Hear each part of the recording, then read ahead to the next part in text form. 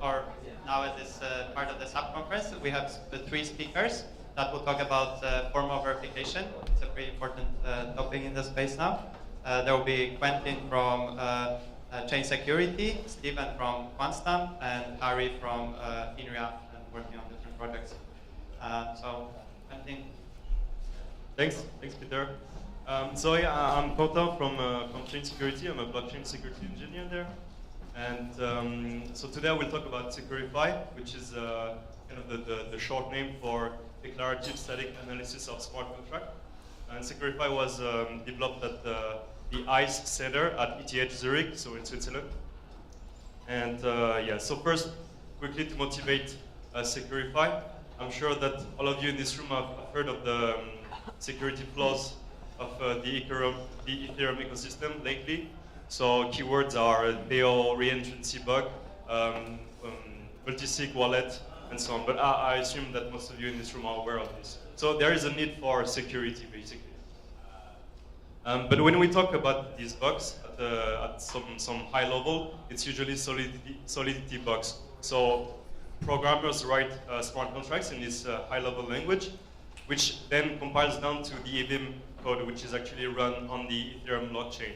And of course, you can use other high-level languages. So for those of you who were here at the previous talks, so Viper was mentioned, so which makes some different trade-offs from Solidity. So what is good to remember about this EVM code, which is actually run on the blockchain, is that it's stack-based, it is untyped, it has no function, so when you write the function in Solidity, it actually compiles down to some jumps in the code. And it was not designed with formal analysis in mind. So if you wanted to see what the language with more secure priorities, like how it could be designed, you can look at Viper and their GitHub page, which is actually quite interesting in terms of trade-off that they make to make sure that developers write safe, secure, smart contracts. But what is this EVM code which runs on the blockchain? It consists of several opcodes, so some are really basic. For instance, when you do an addition, you have a corresponding opcode on the blockchain, which is gonna do just that. And so for more sophisticated ones, we can mention mstore, mload, store, and sload, which act on the memory and the storage of the smart contract, and which make sure that you can actually keep some state, be it within a transaction or among transactions. So like the difference between memory and storage. So what do these opcodes do? Like what do they act upon? First like all these opcodes can be found in the yellow paper. But so these opcodes, they actually act on some system state, which is basically what the yellow paper says. So an opcode acts on the storage, which is like the persistent state of the contract. It acts on the memory, which is non-persistent and reinitialized every time. It acts on the stack, which has some limited size, and it also uses the block information, so like the number of the block, the timestamp. So once we have defined this state, we can actually define a contract semantics. So when you have a state sigma, so defined by the storage, the memory, the stack, and the block information. When you have a transaction, so defined by who is emitting this transaction and which opcodes it is made of, and some other information. You can also define a trace, so which is defined by the action of the opcodes on this state. So every time you're gonna run an opcode on the state, you're gonna obtain a new state and so on until you run out of opcode. So this is basically what a transaction does. So you start from sigma 0, then you go to sigma 1, which is just the action of the first opcode, and on and on and on and on until you reach the final opcode. And you reach, in the end, the final state, which, if the transaction was not reverted, induces a change in a blockchain state. So if you want to define the semantics of a smart contract, if you wanted to define what your smart contract does, you can say that it is a set of all traces for this contract, the set of all these information that can be used with this contract. So why did I do all this formalism? Why did I mention all these sigma and opcodes and whatnot, which looks kind of complicated, which is not so much like if you compare, for instance, with the Ethereum yellow paper, which really go deep into the details, which you need to do when you run this Ethereum blockchain. So, but this formalism was helpful for me to define interesting properties for your smart contract. So one of these properties is that of unrestricted writes, where you can. So the intention with this pattern is that anybody can execute some line of code. So for instance, here I have this line of code, which is owner is equal. We assign the value of message sender to the owner of some contract. So you can imagine, for instance, a wallet, or the best example is really a wallet. So if somebody can do that, then it's bad, because of course your wallet, the owner of the wallet can be changed, and since the owner can do anything with the wallet, then you of course have a security problem. So we want to be able to kind of formalize this property.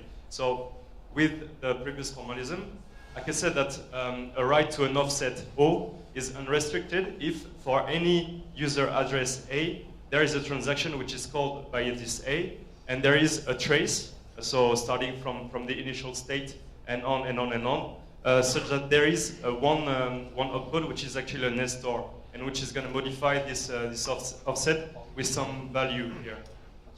So here you can see that already I can formalize this property and say formalize my intuition about this unrestricted write.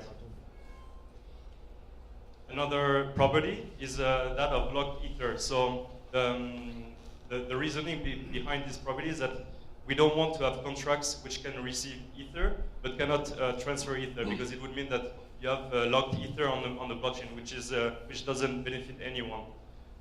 So the intuition here is that you have at least one payable function, so to which you can send ether, but there is no transfer from the contract, so you cannot extract ether from the contract. And so the formal version of this is that there is a transaction which increases the balance. So you start with some balance here of the contract, and you end up with a new balance which is greater than the initial balance. And on top of that, there are no transaction extracting ether. That is, for all transaction, if there is an opcode in this transaction which is a call, then the amount for any value here, then the amount which is transferred in this transaction is actually 0. So maybe here you can see some things that might be a bit wrong with this slide. Maybe you see what. So one thing is that you actually can always send ether to a contract via the self-destruct operation. So, and you cannot, even if you don't have any payable function, you cannot reject this ether. And so, and the second thing is that of course there are other opcodes which can transfer ether. So of course this is not the whole picture here. So now of course more security properties that we can define using this formalism. So I mentioned the first two. You can mention some others. I will just mention briefly the reinference bug. So yeah, that you can define using the same formalism. So there are automated techniques to kind of try to find these flaws and these properties. So first is testing. So for instance, when you use truffle, you write tests for your contracts and make sure that they don't that they respect some properties with some inputs. You can use dynamic analysis. So the most famous example in our space is Oyente, which uses dynamic analysis to kind of to try to find flaws in your contract. And the topic of this talk today is rather automated verification. So Securify. Here I should mention that the one keyword is really automated. I assume some of you attended the talk about KEVM. So where they actually try to specify the whole semantics of the contract and really verify it in a more traditional meaning of the term, formal verification. Here we try to really find some general patterns that we can match against the contract. So you can see reentrancy, for instance. This is something that we can check in null contracts. Whereas there are some other more precise specifications that are kind of more demanding in terms of how much time you're going to spend writing these specifications and how much time you're going to spend proving them. While here, really what we do is some automated verification of these patterns. So these are different trade-offs. There is not really one solution that is better than the other. They're all complementary in some way or the other. So it's good to keep your mind open when you have some smart contract project and to see what solutions you have and what fits the best, and maybe you can even combine them to have the best security. But so here today, I will talk about Securify. So to remember as well is that properties like unrestricted writes need to be checked on all traces, and this is why you have this kind of blue area which really tries to cover everything. So I will talk about the details of Securify. So sorry, it's going to be quite technical, but I'm willing to kind of redo the slides after if some people are interested but don't get everything. But I hope you will. So first, Securify uses the EVM binary to do all these kind of checks. And so first, we're gonna try to get this intermediate representation, which kind of says what the contract does. And so from this really basic intermediate representation, we're gonna use static analysis to have some semantic representation about this contract. So it's good to remember that at the binary level, you don't have any comments, you don't have any variable names. But this is just code, right? And the meaning you give it is really a human thing, right? So we kind of try to deconstruct the compilation process by obtaining this semantic representation. For instance, saying that the offset OX to O is a balance, that another offset is a constant, and that, and so all this kind of basic facts.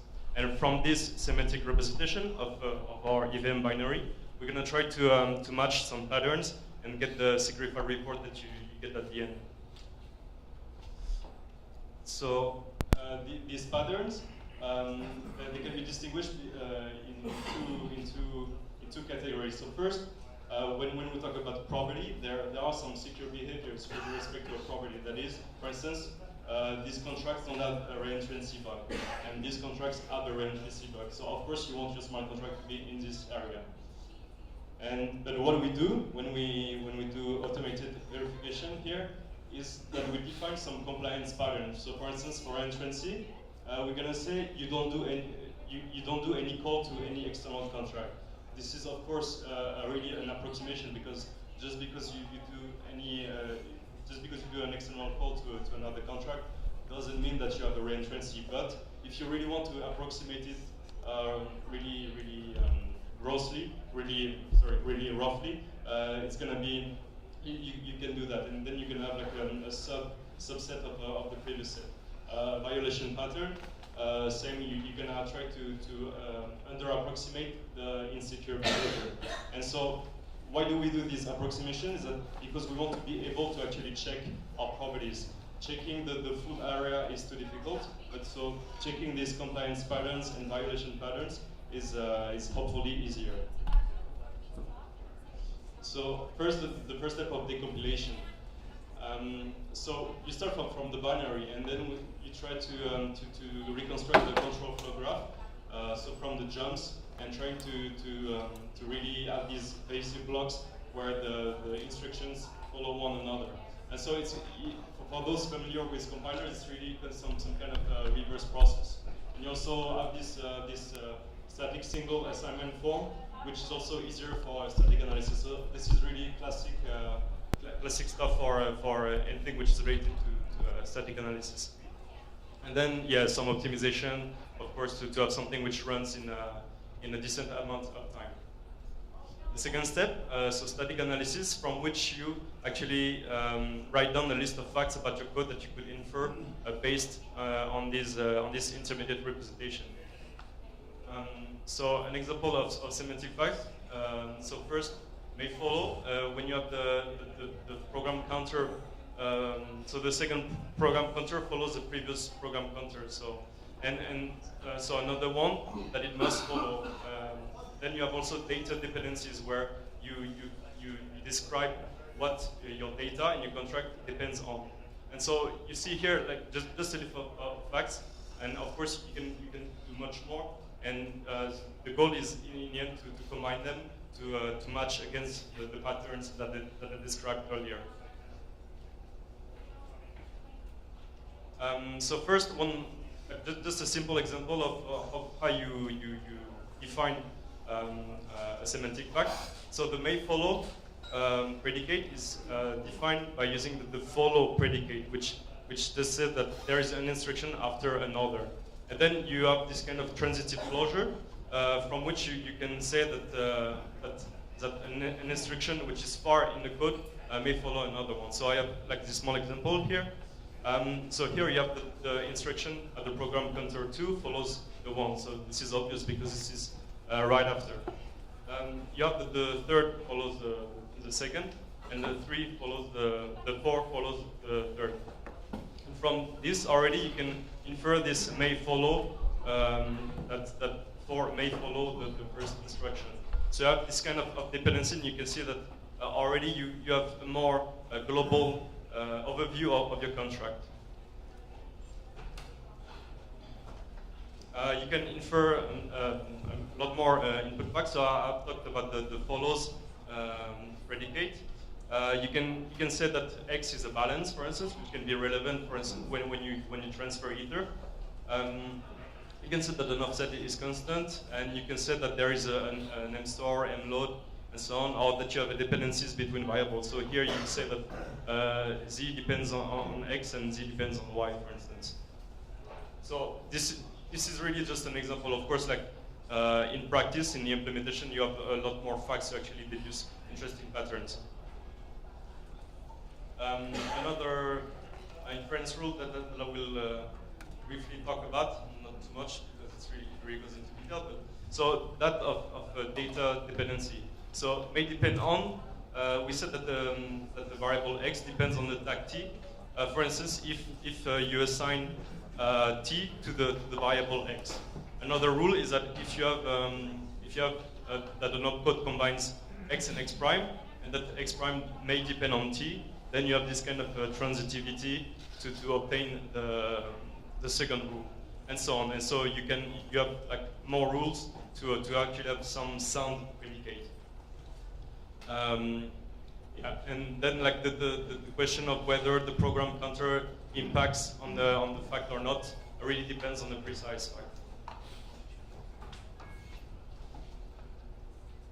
So in the end, here for this data dependency, you can see here that the X depends on the balance, and since you have an M star here, that the X is stored in this offset, and then you load this offset into Y, you already have that Y may depend on the balance.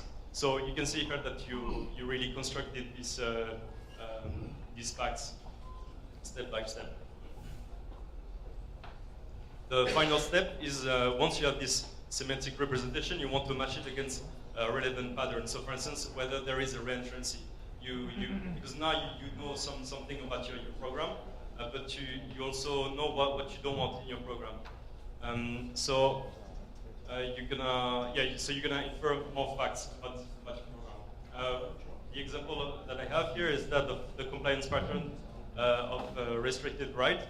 So we have that you don't have that all writes are restricted if for all store operation at any program counter PC at the offset O for any value, the offset is determined by the caller. So you can think of the balance in some bank contract.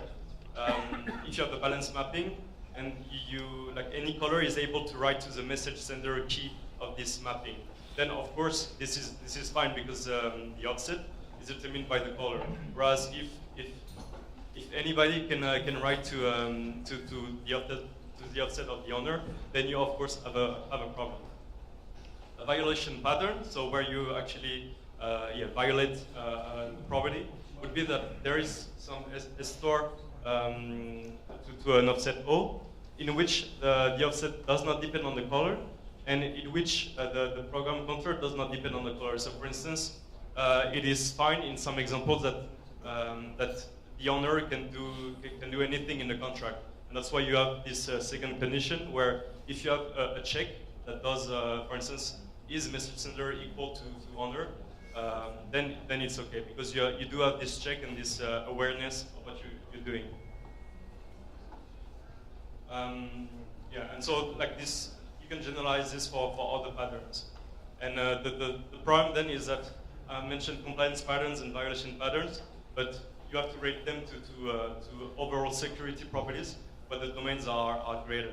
So you need to make sure that you actually compile subsets of these properties. But usually it's not a problem. For instance, for this case, you can understand why in both cases you either respect or violate the property.